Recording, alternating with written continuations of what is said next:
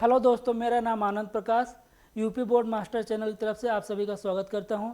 जैसा कि मैंने आप सभी को बताया था कि क्लास 9th और 10th के यूपी बोर्ड के बच्चों की जो क्लासेस हैं वो 5 जून से हमारे चैनल यूपी बोर्ड मास्टर पर स्टार्ट हो जाएंगी, जिसकी शुरुआत आज से होने वाली है।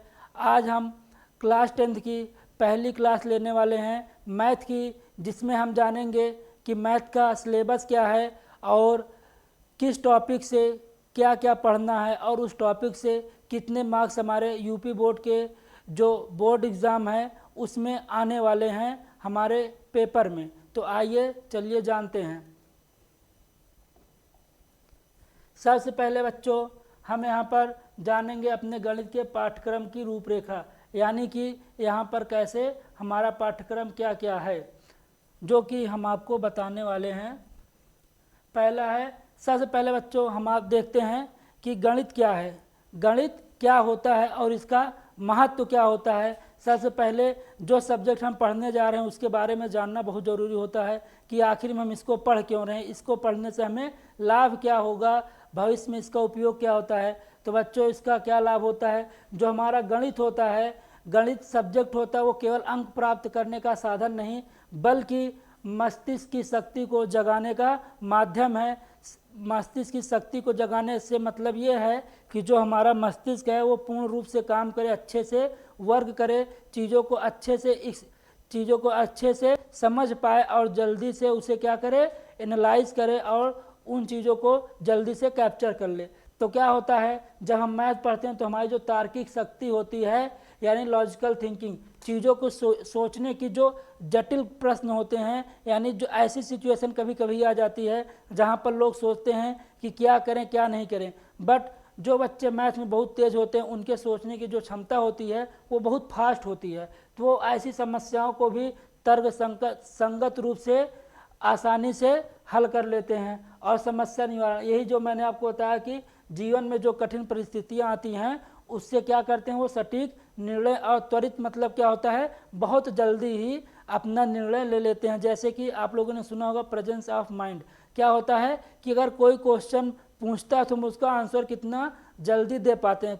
कई बच्चे होते हैं किसी चीज़ को सॉल्व करने में टाइम ज़्यादा लगाते हैं और कुछ बच्चे बहुत जल्दी सॉल्व कर लेते हैं। तो बच्चे कहीं ना कहीं मैथ में थोड़ा स्ट्रांग होते हैं। विश्लेषण क्षमता यानी कि चीज़ों को हमें समझने की, उसको समझाने की क्या होती है, जो हमारी समझ होती है वो बहुत ही अच्छी होती है। तो आइए चलिए इसके आगे देखते हैं। इसके आगे क्या हमारा ये क्या है बच्चों, परीक्षा का प्रारूप है, यानी कि एग्ज़ाम पैटर्न है। हमारा एग्ज़ाम कुछ इस प्रकार से, जो हमारा एग्ज़ाम का मार्क्स होता है कुछ इस प्रकार से 2 भागों में बटा होता है। पहला भाग होता है 70 मार्क्स का यानी 70 नंबर का, जो कि लिखित परीक्षा होता है, जो बोर्ड द्वारा आयोजित होता है, जो कि हम किसी दूसरे कॉलेज में जाकर अपना एग्ज़ाम देते हैं। और दूसरा क्या होता है 30 नंबर का आंतरिक मूल्यांकन, यानी 30 नंबर ये जो मिलते हैं हमारे कॉलेज से हमको मिलते हैं, जो कि हम जो क्या बनाते हैं बच्चों, प्रोजेक्ट बनाते हैं और वाइवा देते हैं। उस पर ये क्या होता है, निर्धारित होता है हमारा मार्क्स। और ये जो हमारा क्या होता है लिखित परीक्षा होती है, ये बच्चों 3 आवर की होती है, यानी कि 3 घंटे की होती है, 3 आवर्स की होती है और 3 घंटे की होती है। और हमारा टोटल मार्क्स हो जाता है 100 मार्क्स, यानी 100 अंक हो जाते हैं, जिनमें से हमें 33 अंक लाना अनिवार्य होता है, जिससे कि हम उस परीक्षा को उस सब्जेक्ट में उत्तीर्ण होते हैं, यानी पास कर पाते हैं।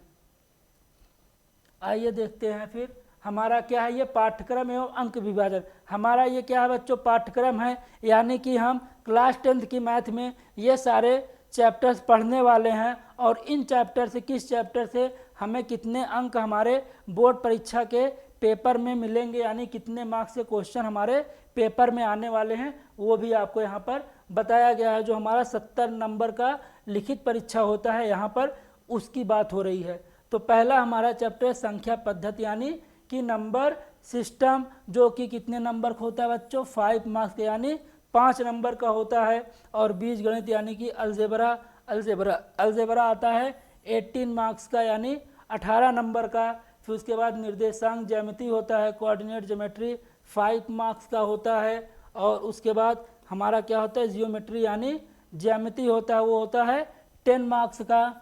उसके बाद आता है त्रिकोणमिति, ट्रिग्नोमेट्री। ये क्या होता है बच्चों, ट्रिग्नोमेट्री जो होता है वो 12 मार्क्स का होता है। और हमारे क्षेत्रमिति यानी मेंसुरेशन जो होता है वो 10 मार्क्स का होता है। और सांख्यिकी एवं प्रायिकता जो हमारा क्या होता है, स्टैट्स एंड प्रोबेबिलिटी।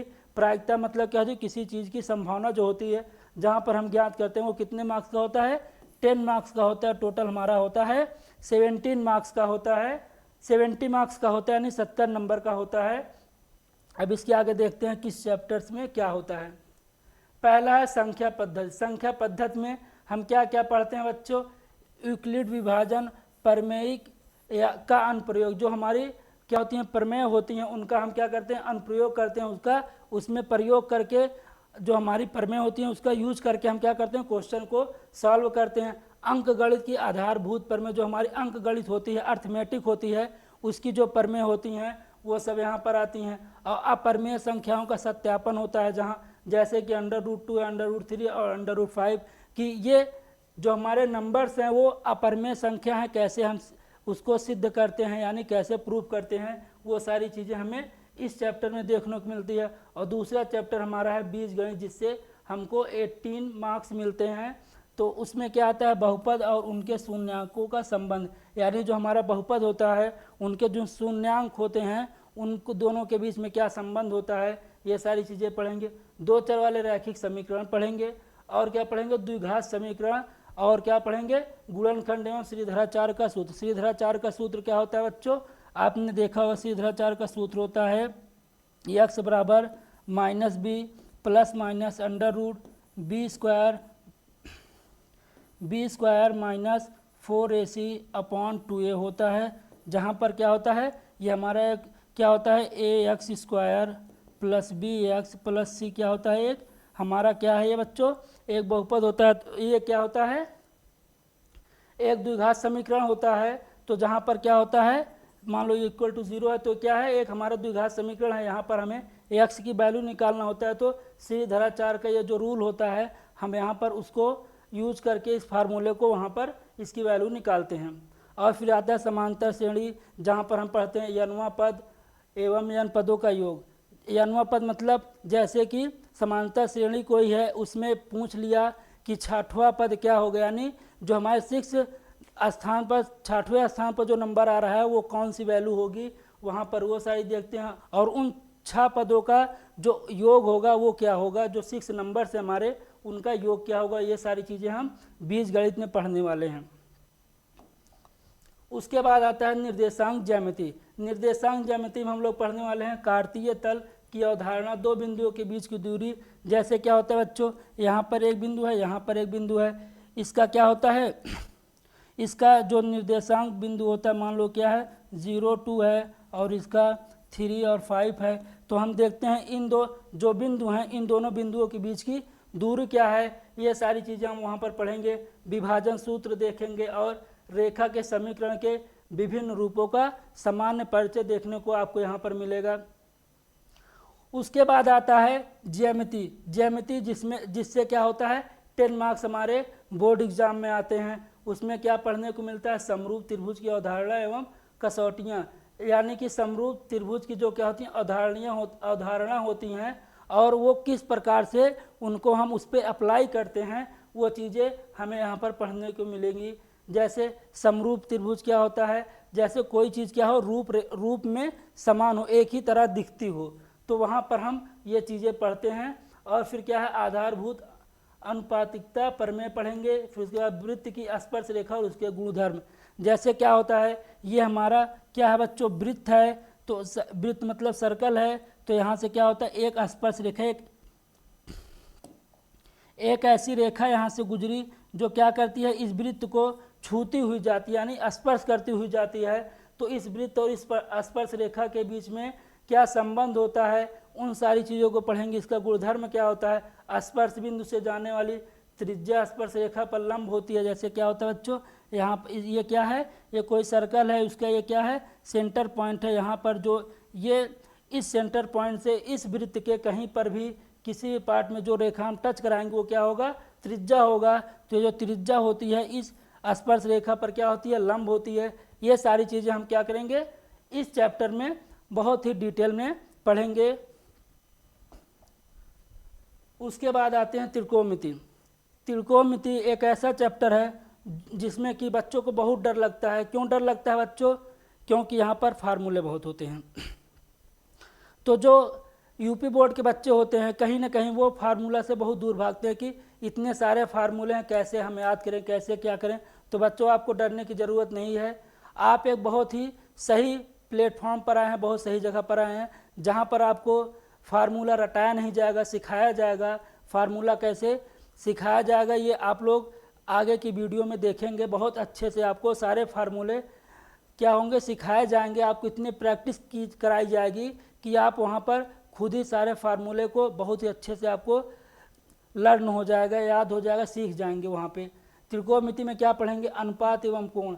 कोणों के बीच कोण जो होता है उनके क्या अनुपात होते हैं, और उसके बाद जो हमारे साथ क्या होते हैं, जैसे हमारा ये क्या है, त्रिभुज है, तो इसका क्या है, ये जो एंगल है। और उसके बाद क्या होता है, यहाँ पर ये होता है, मान लो क्या है बच्चों, इसको आधार बोलते हैं, इसको लंब बोलते हैं, और इसको बोलते हैं हम कर्ण। ये सारी चीज़ें आपको डिटेल में पढ़ाई जाएंगी।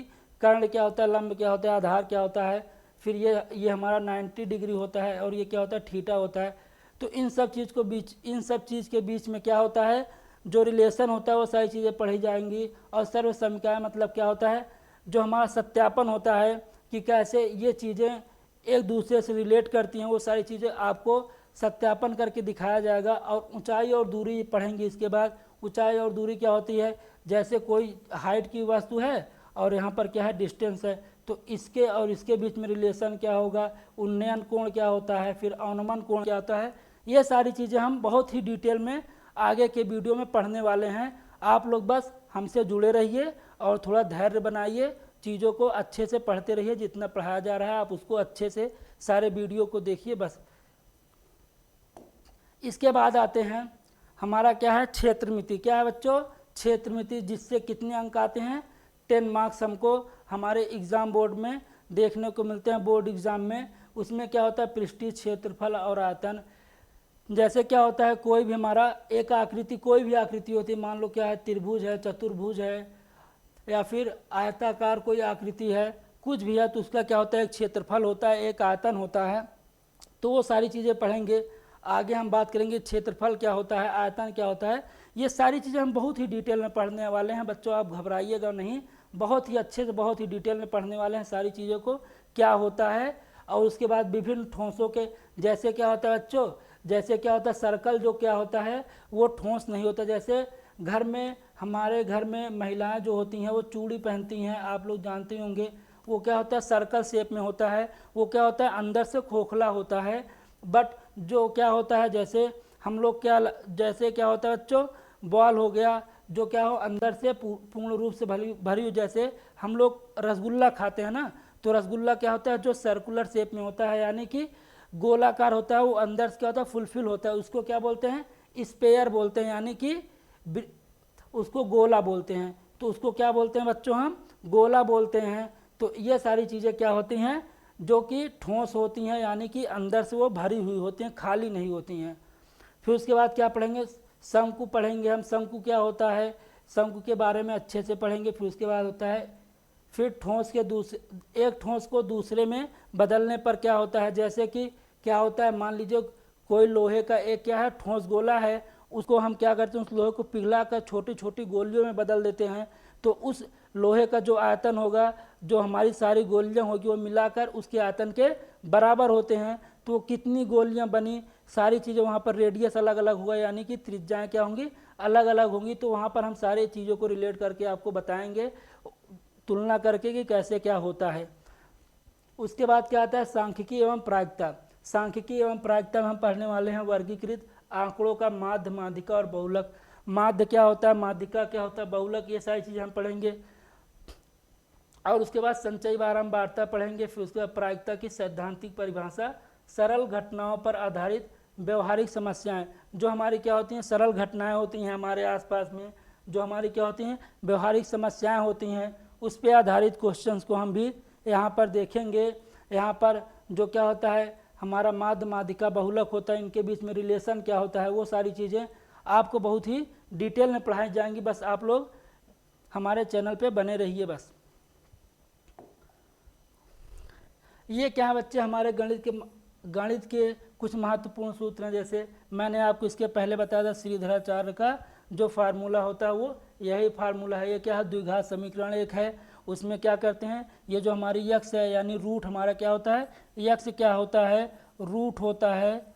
तो इसको निकालने के लिए क्या करते हैं, हम इस फार्मूले का यूज करते हैं। ये फार्मूला कब यूज करते हैं बच्चों, जब क्या होता है, जो हमारे रूट्स क्या होते हैं, इमेजिनरी होते हैं यानी काल्पनिक होते हैं, तब इस फार्मूले का हम प्रयोग करते हैं रूट की वैल्यू निकालने के लिए।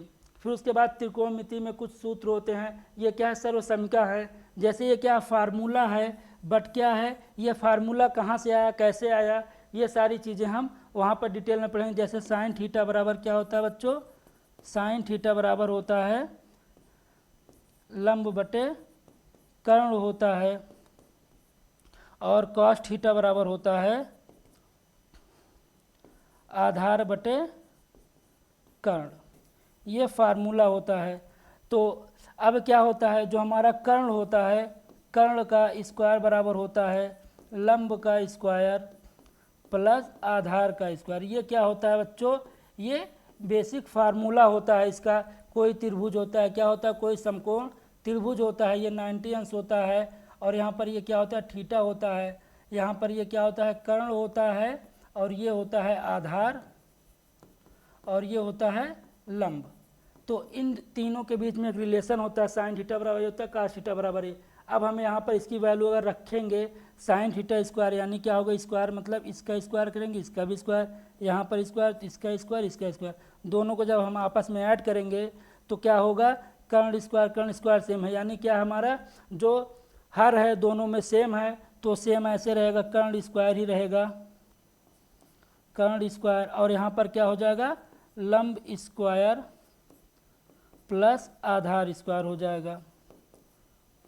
अब यहाँ पर मैंने आपको ये फार्मूला बताया था, लंब स्क्वायर प्लस आधार स्क्वायर कर्ण स्क्वायर होता है। तो यहाँ पर आप खुद ही देख सकते हो, कर्ण स्क्वायर बटे कर्ण स्क्वायर हो जाएगा। अब ये दोनों कट जाएंगे आपस में, वैल्यू 1 आ जाएगी। तो यहाँ पर क्या होगा, ये प्रूफ हो गया। ये क्या थी, सर्वसमीका थी। जिस सर्वसमीका में क्या होता है, इस चीज़ों को प्रूफ कराना होता है। तो आपको सारी चीज़ें हम वहाँ पर प्रूफ कराएंगे, सत्यापन कराएंगे। बस आप लोग थोड़ा धैर्य रखिए, सभी चीज़ों को आपको बहुत ही डिटेल में बहुत अच्छे से समझाया जाएगा। फिर क्या आती है, सैद्धांतिक प्रायिकता। पी बराबर क्या होता है, अनुकूल परिणाम बराबर कुल परिणाम। जैसे क्या होता है बच्चों, मान लो क्या है, कोई एक सिक्का है, जब हम उसको ऊपर उछालते हैं तो वहाँ पर हेड या टेल आने की क्या प्रायिकता होती है। जैसे क्या होता है, उस सिक्के में टोटल कितने पहलू होते हैं, कुल कितने क्या होते हैं, परिणाम होते हैं। एक हेड परिणाम होता है और एक टेल होता है, यानी टोटल 2 परिणाम होते हैं। यानी यहाँ पर 2 परिणाम हैं, तो उसको अनुकूल यानी आने का जो परिणाम क्या है, या तो एक बार में हेड आएगा या तो टेल आएगा। ऐसा तो है नहीं कि हेड और टेल दोनों आ जाएगा। तो यानी क्या आ सकता है, एक आ सकता है। तो एक बार आएगा यानी या हेड आएगा, हेड या टेल, हेड या टेल आने की प्रायिकता क्या होगी, 1/2 होगी। तो ये बच्चों ऐसे होता है, क्या हमारा प्रायिकता ऐसे होती है। ये सारी चीज़ें आपको बहुत ही डिटेल में आगे की क्लासेस में मिलने वाली हैं। उसके बाद क्या बच्चों, हम अपने एग्ज़ाम में यूपी बोर्ड, जो हमारा बोर्ड एग्ज़ाम होता है यूपी बोर्ड में, यूपी में, तो उसमें हम 90+ यानी 90+ नंबर कैसे लाएं। जिसमें क्या होता है बच्चों, 30 नंबर आपको कहाँ से मिलता है, स्कूल से मिलता है, आपके कॉलेज से मिलता है, और 70 में हमें क्या करना है, 60+ मार्क्स लाने हैं। कितने मार्क्स लाने हैं, 60+ मार्क्स लाने हैं। तो उसकी क्या होती है, कुछ रणनीति होती है, और रणनीति क्या होती है, कठिन मेहनत के साथ सही रणनीति ही सफलता की कुंजी होती है। ऐसा नहीं है कि हम क्या करें, बहुत ही मेहनत कर रहे हैं बट क्या हमारे पास सही रणनीति नहीं है, हमें क्या पढ़ना है क्या नहीं पढ़ना है, पता चले पढ़ना हमें क्लास 9th का है या 10th का है और हम पढ़ कुछ और रहे हैं, तो वहाँ पर कितना ही मेहनत हम कर लेंगे, जब एग्ज़ाम देने जाएंगे तो क्वेश्चन क्या आएगा, हमारे बोर्ड एग्ज़ाम जो हमारा क्या है NCERT के जो बुक में है क्वेश्चंस वो सारे आएंगे, उससे रिलेटेड क्वेश्चन आएंगे, और आप पढ़ कुछ और रहे हैं तो वहाँ पर क्या होगा, आपको क्वेश्चन ही नहीं मिलेगा जो आपने पढ़ा है, तो आपके नंबर कम आएंगे। तो क्या करना है, NCERT का गहन अध्ययन करना है। गहन मतलब उसको बहुत ही अच्छे से पूरे बुक को जितने उसमें क्वेश्चन हैं सारे क्वेश्चन को 2-3 बार अच्छे से प्रैक्टिस करना लगाना है। बोर्ड परीक्षा के अधिकांश प्रश्न जो होते हैं बच्चे एनसीईआरटी के उदाहरण और अभ्यासों से सीधे पूछ लेते हैं। कभी कभी क्या होता है जो वहाँ पर एग्जाम्पल दिया होता है उसी का सेम क्वेश्चन ही आ जाता है, डिजिट भी चेंज नहीं होती है। तो यदि अगर हम एनसीईआरटी बहुत अच्छे से पढ़े रहेंगे तो क्या होगा, हमें सीधे क्वेश्चंस वहाँ पे मिल जाएंगे। और फिर क्या करना है, हमें जो हमारे विगत वर्ष हैं यानी कि जैसे अभी 2027 में आप लोग क्या करेंगे, एग्ज़ाम देंगे, तो 26, 25, 24 इसके पहले जितने भी एग्ज़ाम हुए हैं बोर्ड परीक्षा के, आप उन सभी पेपर्स को क्या करेंगे, सॉल्व करेंगे। तो आपको क्या होगा बच्चों, एक आइडिया लगेगा कि पेपर में किस प्रकार से प्रश्न पूछे जाते हैं, एग्ज़ाम में कैसे प्रश्न आते हैं, किस चैप्टर से कितने आते हैं और किस टॉपिक से जो प्रश्न होते हैं पूछे जाते हैं, वो सारी चीज़ों को आपको क्या होगा, एक अंदाज़ा यानी अनुमान लग जाएगा। उसके बाद क्या है, दैनिक अभ्यास एवं पुनरावृत्ति। मैथ एक ऐसा सब्जेक्ट है बच्चों, आप जितना उसका अभ्यास करेंगे, जितनी उसकी प्रैक्टिस करेंगे उतना ही आएगा।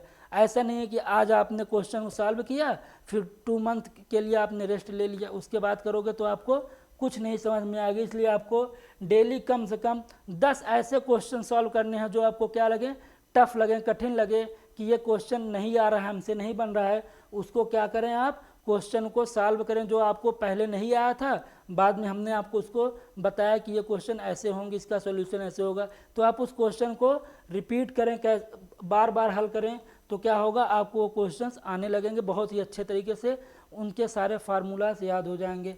और प्रत्येक रविवार को क्या करें, सूत्रों का रिवीजन करें, जो सूत्र है उसको एक बार आप देख लें कैसे क्या फार्मूला है क्या नहीं है, बाकी फार्मूला तो आपको यहाँ पर सारे सिखाई दिए जाएंगे। तो बच्चों इसी के साथ अब हमारा आज का टॉपिक जो है वो ख़त्म होता है। तो क्या करना है, आप लोगों को हमारे इस चैनल को सब्सक्राइब करना है और अपने दोस्तों के पास भेजना है जो कि यूपी बोर्ड की तैयारी कर रहे हैं इस बार क्लास 10th की, ताकि उनको भी अच्छा कंटेंट मिल पाए, अच्छी चीज़ें मिल पाएँ और वो भी अच्छे मार्क्स अपने एग्ज़ाम में ले आएँ। तो आप लोग ज़्यादा से ज़्यादा हमारे वीडियो को शेयर करिए, जिससे क्या होगा कि सभी लोगों को एक अच्छा नॉलेज मिल पाएगा। क्या कह रहे हैं, लक्ष्य बड़ा हो तो कोशिशों की भी बेमिसाल होनी चाहिए। जब क्या होता है बच्चों, हमारे सामने हमारा लक्ष्य बड़ा हो तो हमें कोशिश भी उसी हिसाब से करनी होती है। जितना ज़्यादा कोशिश करेंगे हम किसी भी लक्ष्य को पा लेंगे। तो हमेशा हमें अपने लक्ष्य से, बड़े लक्ष्य को देखकर डरना नहीं है, पीछे नहीं हटना है। अगर बहुत बड़ा लक्ष्य है तो हम उससे भी कहीं ज़्यादा क्या करेंगे, कोशिश करेंगे, मेहनत करेंगे, तो उस लक्ष्य को हम ज़रूर हासिल कर पाएंगे और उस लक्ष्य के पास हम पहुंच जाएंगे आराम से। तो बच्चों धन्यवाद।